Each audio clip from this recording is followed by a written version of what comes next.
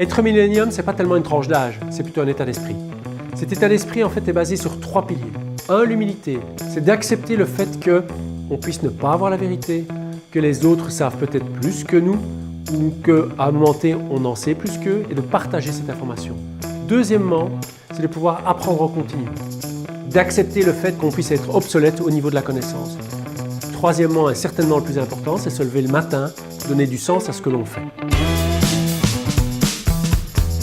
Alors, il n'y a pas un millénial, évidemment, il y a différentes tendances, mais on voit de plus en plus que le slashing, donc le fait de pouvoir avoir des petits jobs, c'est déjà présent aux États-Unis, forcé ou contraint, ou par choix. Mais on voit que le fait de pouvoir être de moins en moins dépendant d'une personne ou d'un employeur est une vraie tendance de fond. On parle d'ici quelques années d'avoir jusqu'à 50% de la population active qui est en mode indépendant slash en mode slashing également.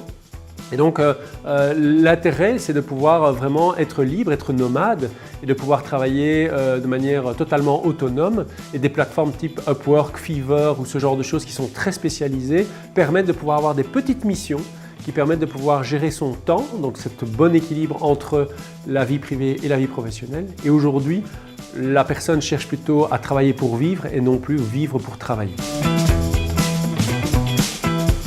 Évidemment, entre la réalité et la théorie, donc le fait de pouvoir être libre de travailler quand on veut, avec son van et son kitesurf, c'est ce qu'on peut retrouver sur Instagram, et la réalité, malheureusement, il y a un décalage, puisqu'il y a une réalité financière aujourd'hui qui fait que la majorité des freelancers, par exemple, sont vraiment en termes financiers à la limite, et donc on voit que le prix de la liberté a un réel prix financier.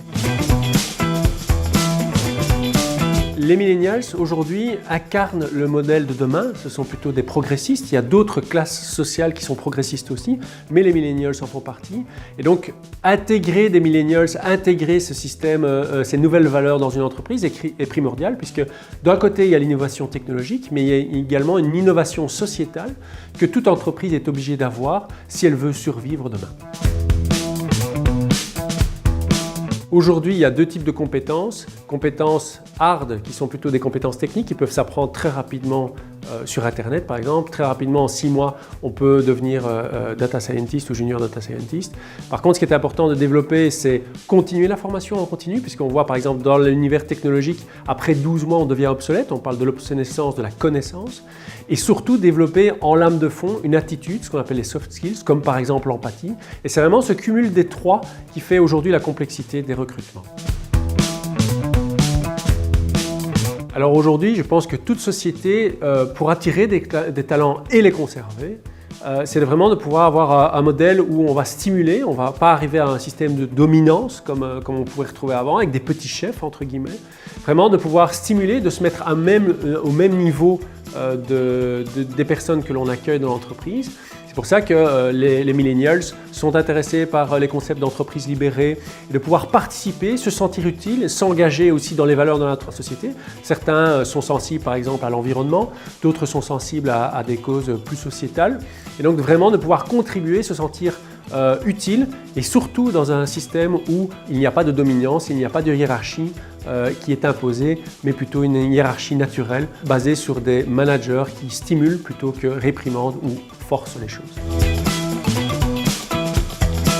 En termes de productivité, après 3 ans, je pense qu'on a fait le tour certainement dans des environnements technologiques qui évoluent très rapidement et des modèles qui évoluent très rapidement. Et je pense qu'il est bien à la fois pour l'employé que pour l'employeur, qu'après une période déterminée, est-ce que c'est 3, est-ce que c'est 4, est-ce que c'est 5 ans, que tout simplement la collaboration s'arrête, tout en gardant peut-être un lien avec l'entreprise qui est plutôt affectif pour le coup, mais que la personne continue à être stimulée par d'autres tâches, d'autres projets ou d'autres personnes. Et si vous devez engager des gens, la première chose que, en tout cas chez Inupa, on refuse, ce sont des gens qui ont de l'ego, du pouvoir et qui ont besoin de reconnaissance, parce que ce sont vraiment les petits chefs aujourd'hui qui sont les plus nuisibles et les moins créateurs de valeur.